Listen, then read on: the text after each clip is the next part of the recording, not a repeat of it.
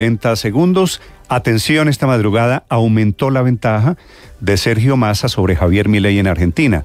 Está escrutado algo más del 98% de los votos y el actual ministro de Economía, que es peronista, que es kirchnerista, logra casi 10 millones de votos y su rival, contra lo que decían las encuestas, el candidato de la ultraderecha, llegó a casi 8 millones de votos, Javier Milei.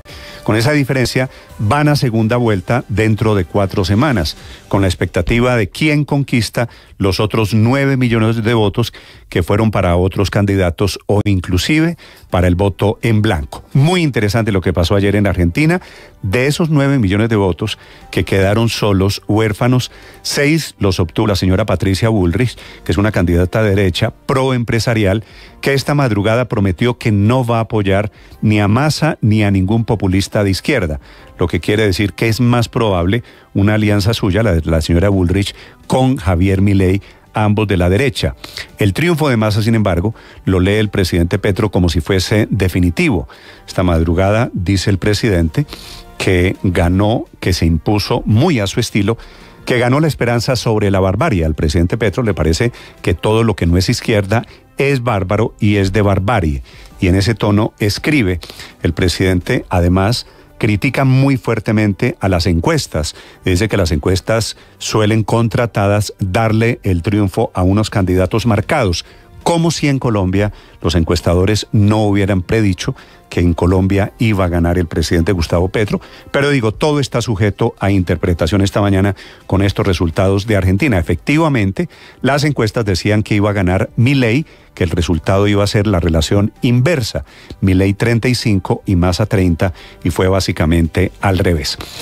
Ganó el candidato del peronismo, que es una gran paradoja histórica, el señor Massa, que tiene una inflación de más de 138% este año, que tiene una inflación de más de 170% en los últimos 14 meses, pero como no logró ningún candidato el 45% de los votos, por eso Argentina va a segunda vuelta, y va a ser una segunda vuelta muy interesante para elegir entre el continuismo del señor Massa, el ministro de Hacienda del kirchnerismo, y Javier Milei, que es un candidato impredecible, anticlerical.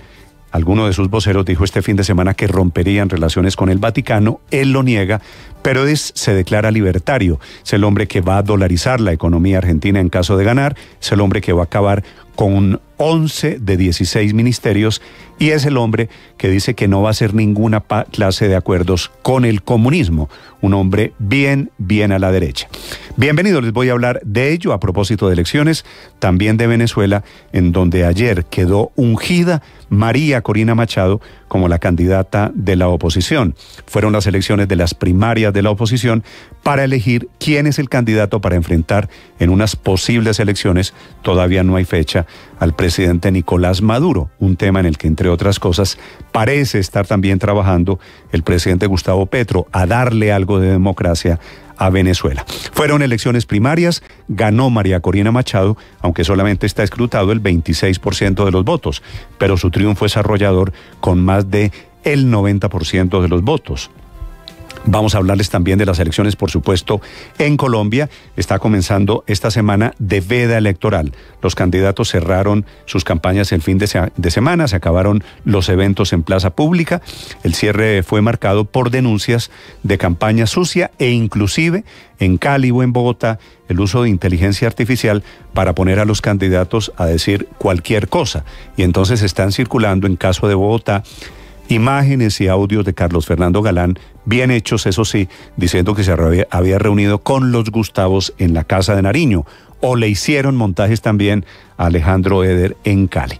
Al mediodía, en Bogotá, va el candidato del petrismo, don Gustavo Bolívar, a una notaría a prometer que no va a hacer lo que dijo que haría, que es detener la primera línea del metro de Bogotá.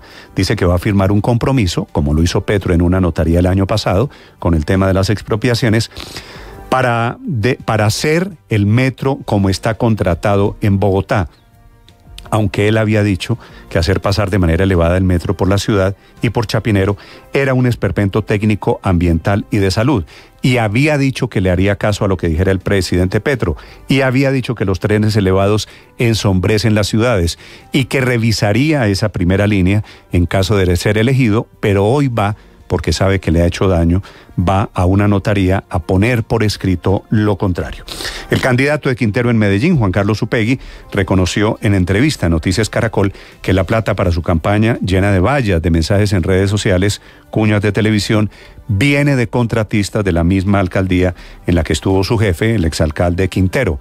Y esa declaración de anoche lo tiene metido en un rollo político y jurídico esta mañana. Les voy a hablar de candidaturas porque se mueven los candidatos a la gobernación de Antioquia.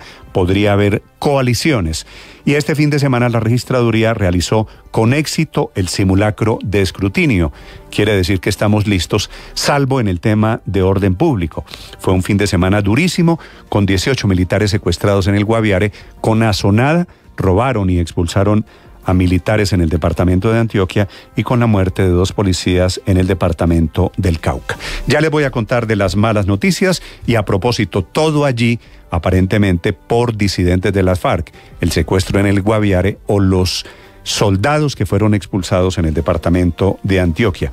A propósito de ello, confiesa el comisionado de paz Danilo Rueda que estuvo reunido con Iván Márquez, que está vivo y que está bien de salud. Dice el comisionado que se está reuniendo con el gobierno para pensar en otro proceso de paz, este hombre que ya estuvo metido en el de hace 7 años. Está subiendo esta mañana el tono de los ataques entre el presidente de la JEP y el canciller Álvaro Leiva. Les contaré en segundos del enfrentamiento durísimo que hay allí y lo que se está jugando el gobierno alrededor de los protagonistas en el proceso de paz total. En segundos, la actualización, los hechos de hoy en la guerra del Medio Oriente, noticias de Colombia y el mundo. Bienvenidos, es un gusto saludarlos. Tenemos una temperatura en Bogotá, a esta hora 11 grados centígrados, un sol relativamente saliendo, relativamente tímido en Bogotá. Hoy es el día del financiero en Colombia. Aquí está lo más importante en el resumen que preparamos en Voces y Sonidos en Mañanas Blue. Sudamérica vivió un fin de semana de elecciones. En Argentina, Sergio Massa enfrentará a Javier Milei en las elecciones presidenciales de segunda vuelta el próximo 19 de noviembre. Fue una jornada realmente sorpresiva, pues contrario a lo que se esperaba, el ultraderechista Javier Milei quedó segundo con el 30% de los votos contra el oficialista Sergio Massa, que obtuvo el 36,6%, según los datos del escrutinio avanzado al 96,9%. El peronista Sergio Massa. Hoy es un día, nos obliga a trabajar pensando en la consolidación de 40 años de democracia, nos obliga además a concurrir pensando en el futuro de la Argentina. El candidato de la ultraderecha argentina, Javier Milei. Estamos verdaderamente frente a un hecho histórico. Esto es el producto del esfuerzo de miles de personas que a lo largo y a lo ancho del país han trabajado para empujar con toda su fuerza las ideas de la libertad, de no tener partido, a estar disputando la primera fuerza nacional con el kirchnerismo en solo 2 años, es un verdadero logro histórico.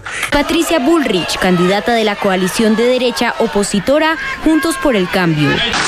El populismo ha empobrecido al país y no soy yo quien va a venir a felicitar a que vuelva al poder quien ha sido parte del peor gobierno de la historia argentina. Cada 10 venezolanos que decidió acatar el llamado de la oposición para participar en estas primarias le dio su voto a María Corina Machado, a pesar de la inhabilitación política que pesa sobre ella y que en teoría pues impediría que realmente sea la candidata presidencial de la unidad para el 2024. Para cambiar todo este sistema que estamos viviendo, porque con esto uno no vive, uno sobrevive a todo esto. Que nosotros queremos libertad, queremos democracia. María Corina Machado. Hoy comenzó lo que se llama la integridad electoral en Venezuela. La hemos vivido hoy. Hoy disfrutamos lo que es saber que tu voto elige.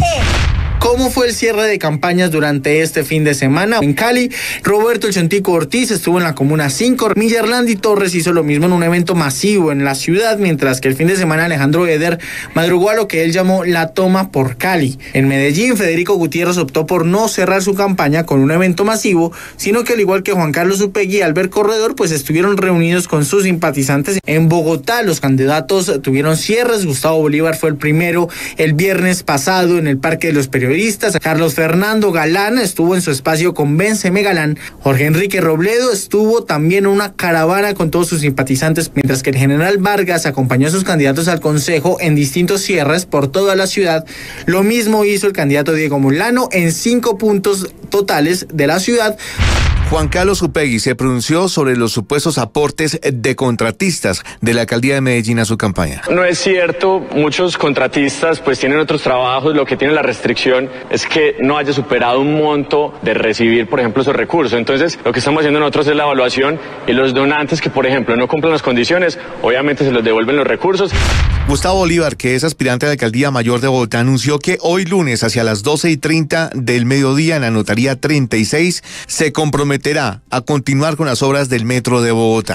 Mientras tanto, el presidente de la República, Gustavo Petro, viajará en las próximas horas a China para reunirse con el presidente Xi Jinping y con empresarios chinos para definir el futuro del metro de Bogotá.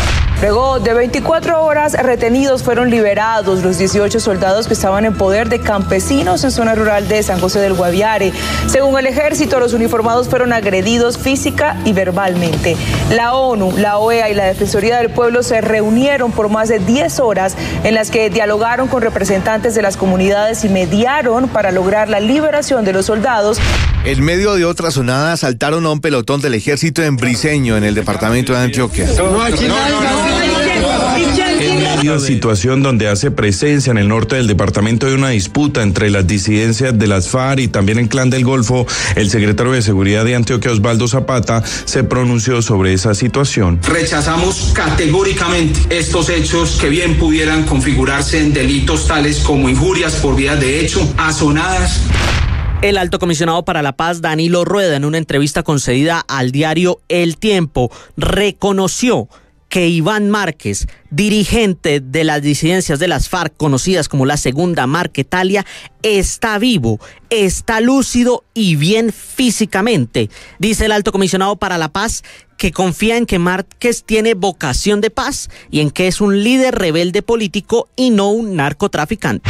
El canciller Álvaro Leiva, en nombre del gobierno, aseguró que la JEP se estaba descarrilando, pues como no acepta paramilitares, estaba restringiendo el derecho de las víctimas a la verdad. Posteriormente, el presidente Gustavo Petro envía una carta al secretario general de la ONU, Antonio Guterres, y asegura que la JEP no debe limitar su competencia, muy en línea con el canciller Álvaro Leiva, pues el presidente de esta jurisdicción, el magistrado Roberto Vidal. En lo que nos distanciamos de la manifestación del gobierno es en la idea de que las funciones que hoy en día ejerce el gobierno respecto de los acuerdos llegaran a incluir en la más mínima forma una orientación, tutoría, órdenes, incluso sugerencias o propuestas del sentido en que la JEP debería tomar sus decisiones.